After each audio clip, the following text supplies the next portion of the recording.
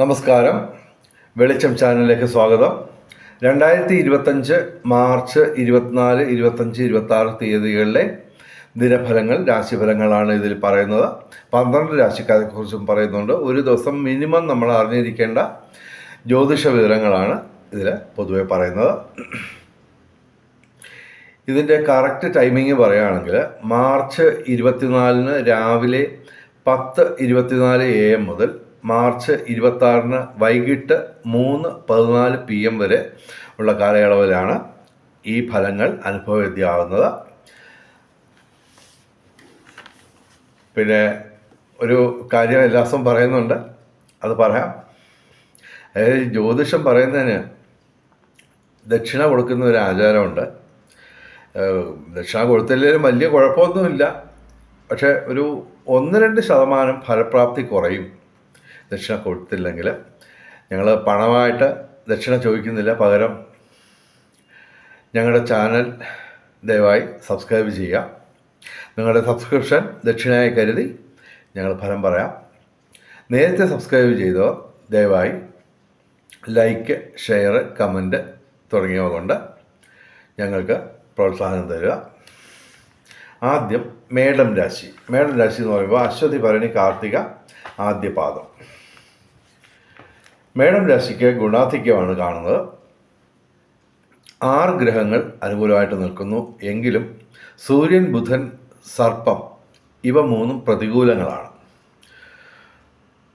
അപ്പോൾ ഇവർ ഗുണവർദ്ധനവിന് വേണ്ടി തിങ്കളാഴ്ച, ഞായറാഴ്ച, ശനിയാഴ്ച തുടങ്ങിയ ദിവസങ്ങളിൽ പാർവതി സമേതനായ ശിവൻ മുഖ്യപ്രതിഷ്ഠയായിട്ടുള്ള ക്ഷേത്രങ്ങളിൽ ദയവായി പോയി ക്ഷേത്രദർശനം നടത്തി മന്ത്രജപങ്ങളുമൊക്കെ ചെയ്ത് വഴിപാടുകളൊക്കെ നടത്തി അങ്ങനെ ചെയ്യുകയാണെങ്കിൽ തീർച്ചയായിട്ടും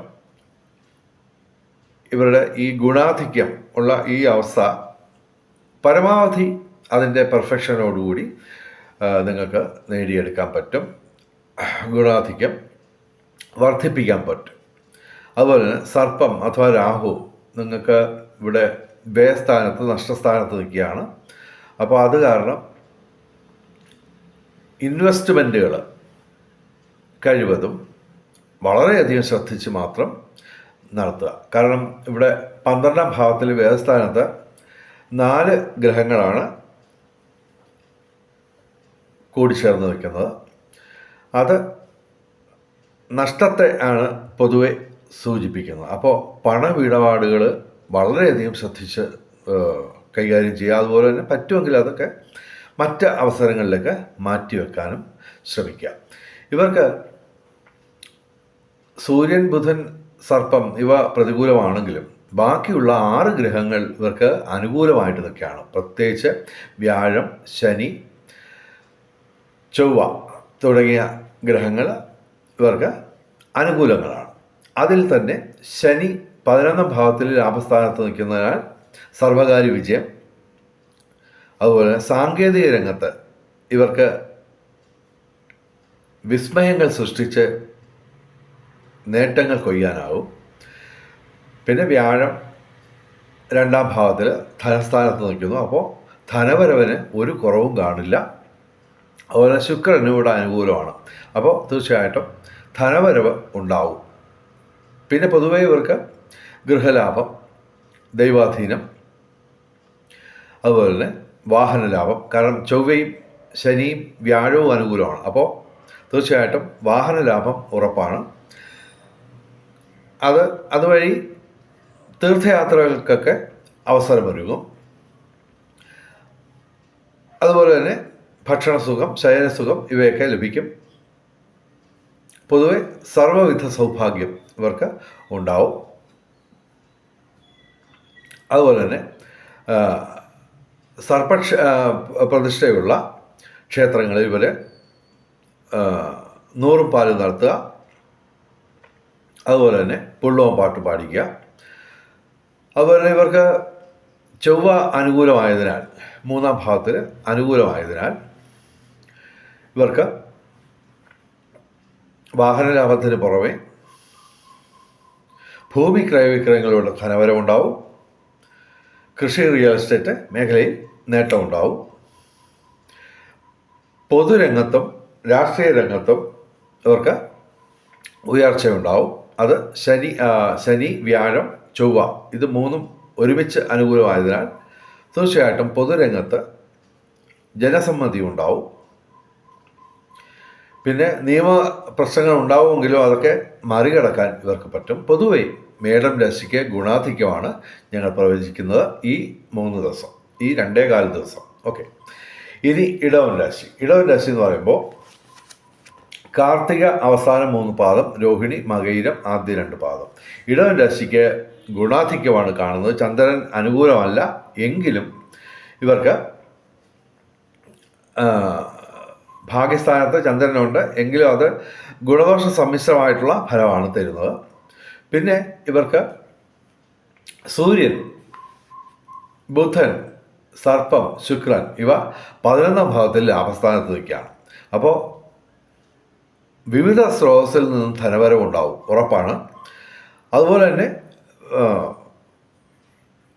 ഈ ഊഹക്കച്ചവടങ്ങളിലൊക്കെ നേട്ടമുണ്ടാവും.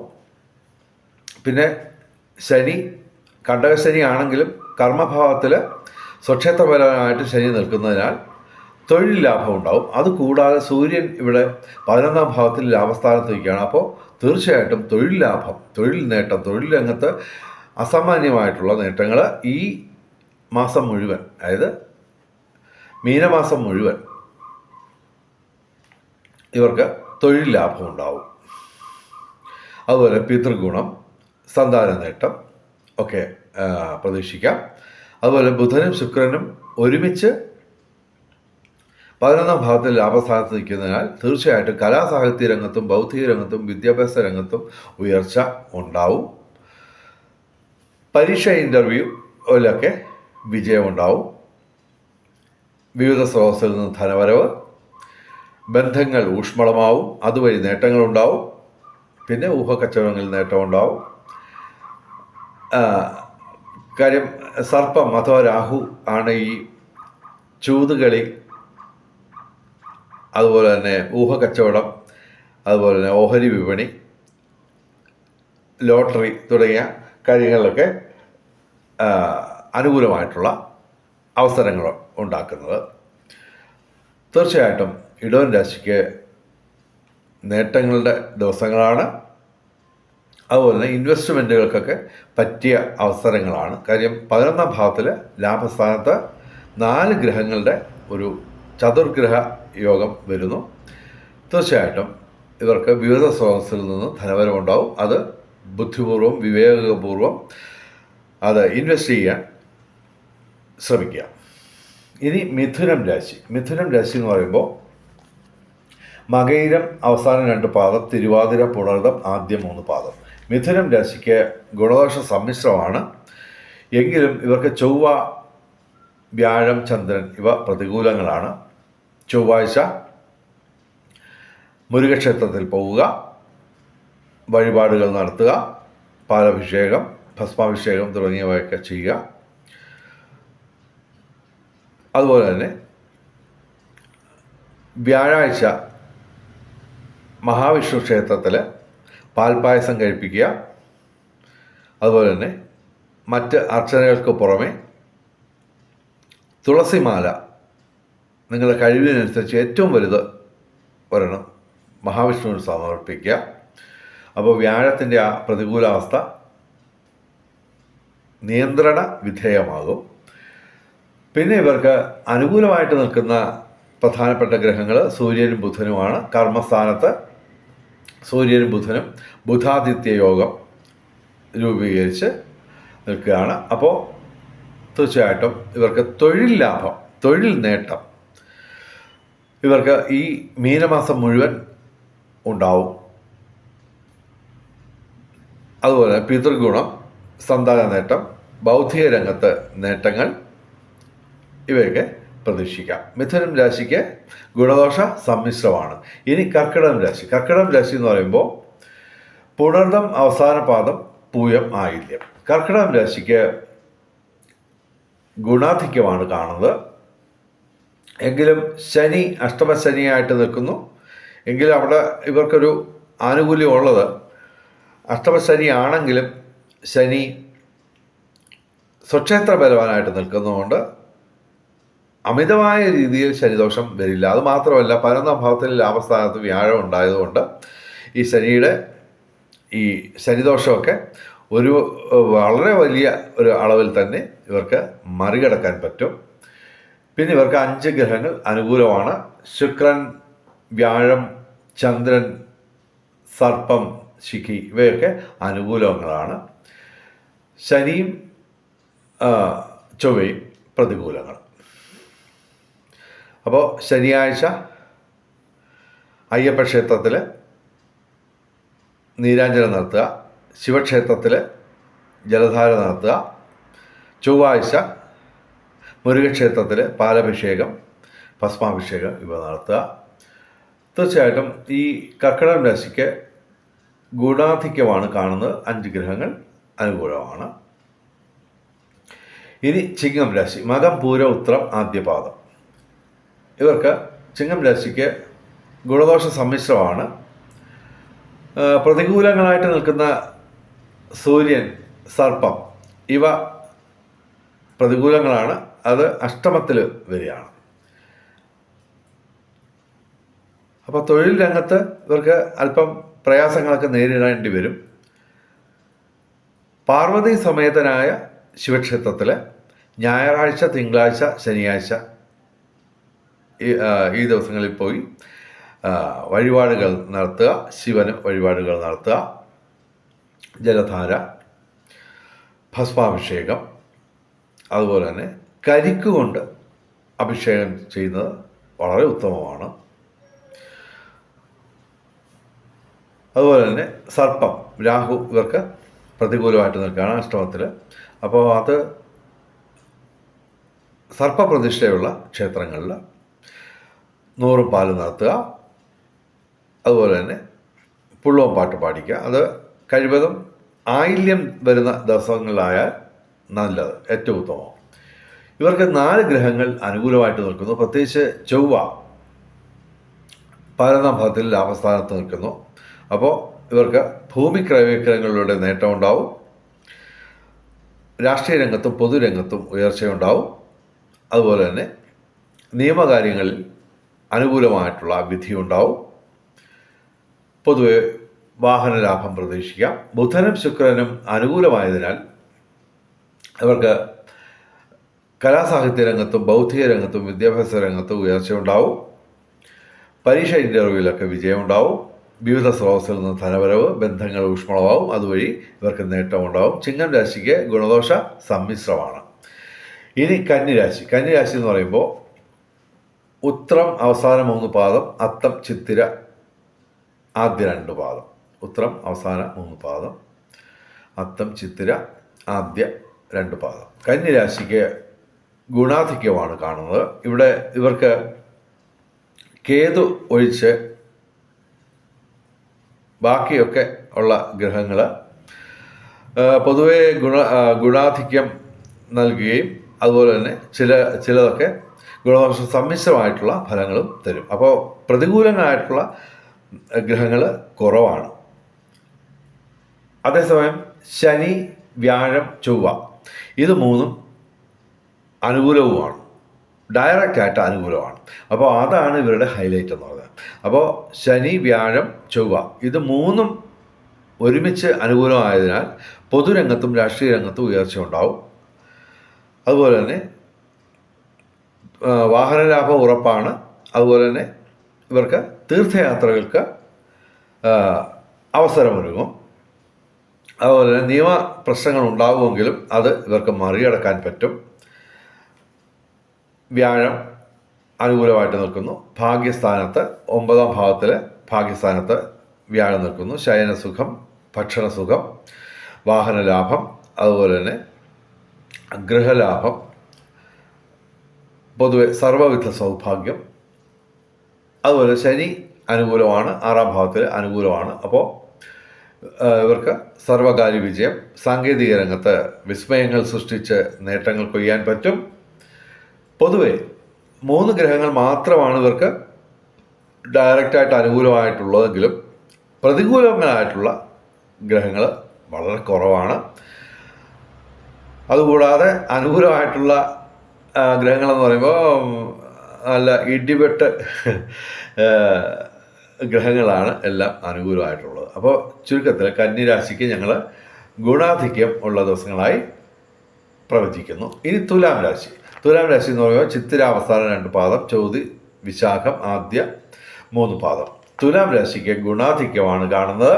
5 ഗ്രഹങ്ങൾ അനുകൂലമായിട്ട് നിൽക്കുന്നു. വ്യാഴം മാത്രമാണ് പ്രതികൂലമായിട്ട് നിൽക്കുന്നത്. എങ്കിലും വ്യാഴം ശുഭഗ്രഹമായതുകൊണ്ട് പിന്നെ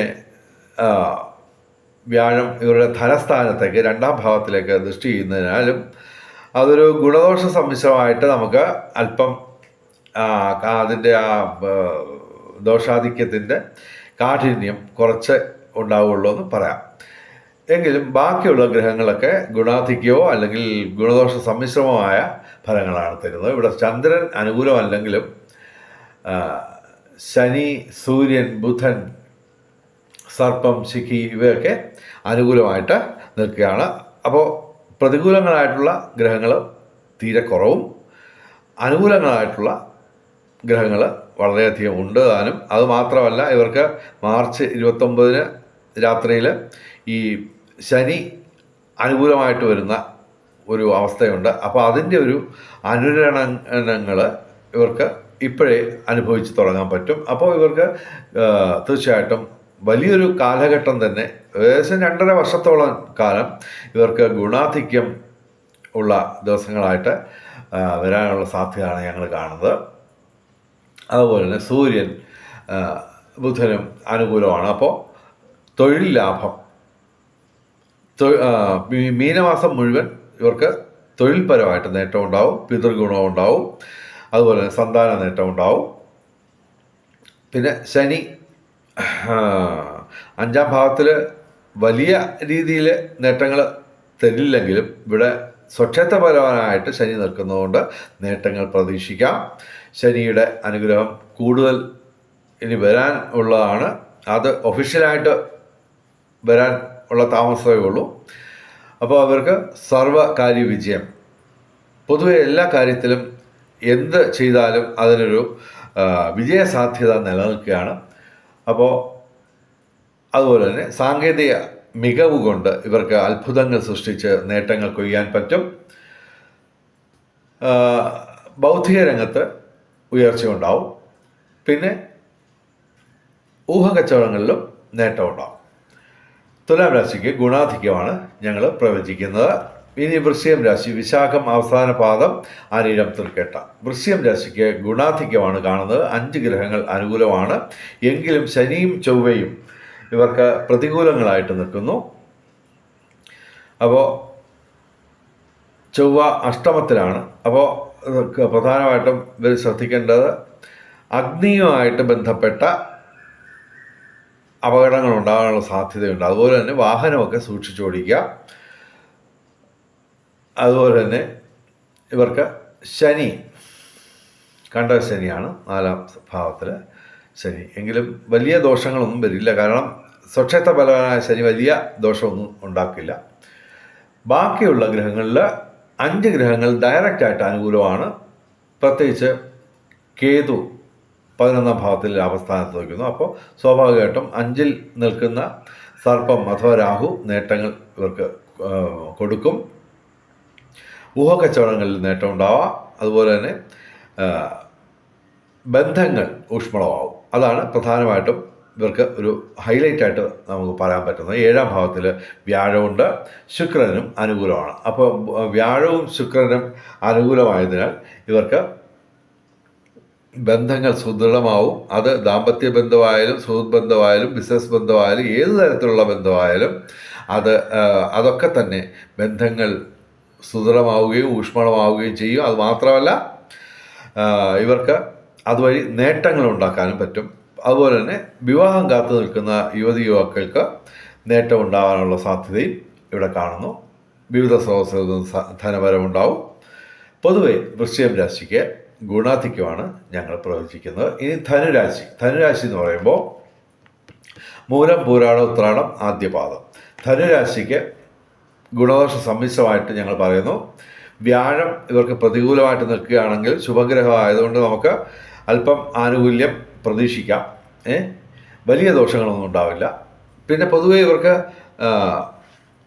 പ്രതികൂലങ്ങളായിട്ടുള്ള ഗ്രഹങ്ങൾ കുറവാണ്. അതേസമയം ശനി അനുകൂലവുമാണ്. ബുധനും ശുക്രനും അനുകൂലമായിട്ട് നിൽക്കുന്നു. അപ്പോൾ കലാസാഹിത്യ രംഗത്തും ബൗദ്ധിക രംഗത്തും വിദ്യാഭ്യാസ രംഗത്തും ഉയർച്ച ഉണ്ടാവും.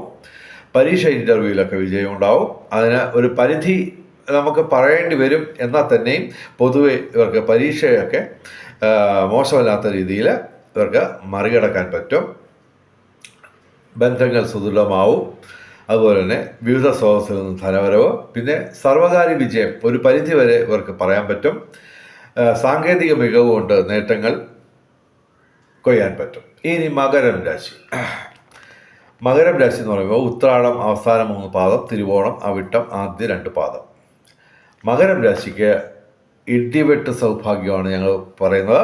7 ഗ്രഹങ്ങൾ അനുകൂലമായിട്ട് നിൽക്കുന്നു. അന്ന് പ്രതികൂലമായിട്ട് കാര്യമായിട്ട് ഗ്രഹങ്ങളൊന്നും ഇല്ലതാനും. 7 ഗ്രഹങ്ങൾ അനുകൂലമാണ്. ചന്ദ്രൻ, ശുക്രൻ, സൂര്യൻ, സർപ്പം, ശിഖി, വ്യാഴം, ചൊവ്വ. അപ്പോൾ പ്രധാനമായിട്ട് ഞങ്ങൾ പറയുന്നു വാഹനലാഭം. അത് തന്നെ ഇവർക്ക് തീർത്ഥയാത്രകൾക്ക് പോകാൻ അവസരമൊരുങ്ങും. അതുപോലെ സുഹൃത്തുക്കളും ബന്ധുക്കളും ഒക്കെ ആയിട്ട് ഉല്ലാസയാത്രകൾ നടത്താനുള്ള ഒരു സാഹചര്യം ഉണ്ടായെന്ന് വരാം. അതിലൂടെ ചൊവ്വ, വ്യാഴം, ശുക്രൻ ഇത് 3 അനുകൂലമാണ്. ചന്ദ്രന് അനുകൂലമാണ്. അപ്പോൾ അങ്ങനൊരു സാധ്യത കാണുന്നു. പിന്നെ 5ാം ഭാവത്തിലെ വ്യാഴം ഇവർക്ക് ദാമ്പത്യ ജീവിതത്തിൽ ഊഷ്മളമായ അനുഭവങ്ങൾ ഉണ്ടാക്കും. അതുപോലെ തന്നെ പ്രേമബന്ധങ്ങൾ, അതുപോലെ തന്നെ വിവാഹം കാത്തു നിൽക്കുന്ന യുവാക്കൾക്ക് നേട്ടങ്ങൾ പ്രതീക്ഷിക്കാം. ശയനസുഖം, ഭക്ഷണസുഖം, യാത്രാസുഖം, അതുപോലെ തന്നെ ഗൃഹലാഭം, വാഹനലാഭം ഇവയൊക്കെ പ്രതീക്ഷിക്കാം. പിന്നെ നിയമപരമായ പ്രശ്നങ്ങൾ ഉണ്ടാവുമെങ്കിലും ഇവർക്ക് അത് മറികടക്കാൻ പറ്റും. അതുപോലെ തന്നെ രാഷ്ട്രീയ രംഗത്തും പൊതുരംഗത്തും ഉയർച്ച ഉണ്ടാകും. കാരണം വ്യാഴം, ചൊവ്വ, സൂര്യൻ ഇവ 3 ഒരുമിച്ച് അനുകൂലമാണ്. അപ്പോൾ പൊതുരംഗത്തും രാഷ്ട്രീയ രംഗത്തും ഉയർച്ച പ്രതീക്ഷിക്കുക. അതുപോലെ ചൊവ്വ അനുകൂലമായതിനാൽ ഭൂമി ക്രയവിക്രയങ്ങളിലൂടെ നേട്ടങ്ങളുണ്ടാവും. അതുപോലെ തന്നെ നിയമപ്രശ്നങ്ങൾ ഉണ്ടാവുന്നത് മറികടക്കാൻ പറ്റും. പൊതുവെ ഇവർക്ക് ഊഹക്കച്ചവടങ്ങളിലൊക്കെ നേട്ടമുണ്ടാവും.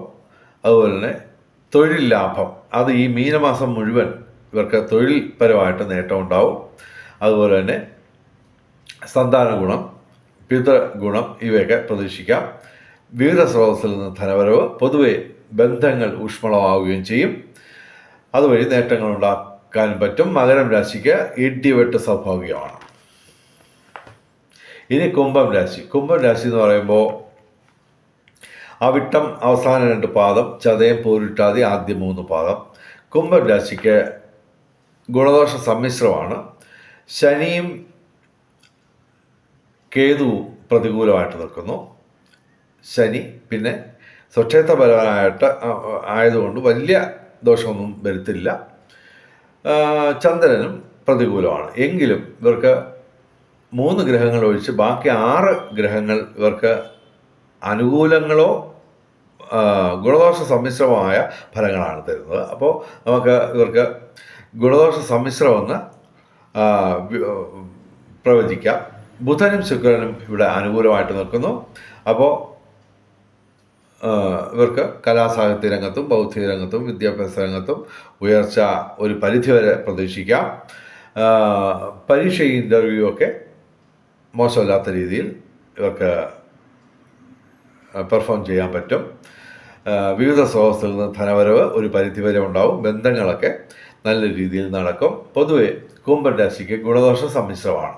ഇനി മീനം രാശി. പൂരിട്ടാതി അവസാന പാദം, ഉത്രട്ടാതി, രേവതി. മീനം രാശിക്ക് ഗുണദോഷ സമ്മിശ്രമാണ്. ഇവിടെ ശുക്രനും ചന്ദ്രനും ഡയറക്റ്റായിട്ട് അനുകൂലമാണെങ്കിലും പ്രധാനപ്പെട്ട